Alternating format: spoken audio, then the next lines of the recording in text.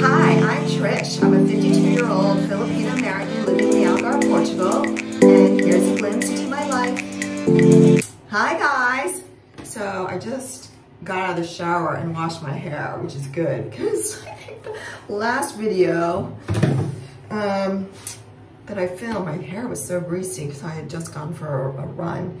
But anyway, so I washed my hair. I'll go through all my like shampoo, conditioner, and mask kind of stuff, but I did want to quickly get on here to show you my Trust hair protector.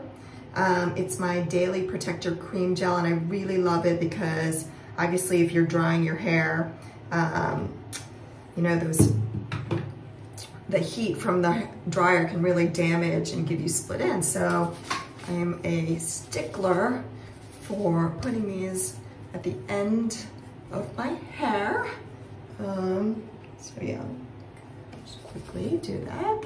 And then I'm gonna brush it out. And then I'm gonna dry my hair. So that's, I mean, quick and dirty. Just wanna quickly show you that, but I love it. My hairstylist, Karina, was the one who got me onto it, and I just really love it. So that's it. Okay.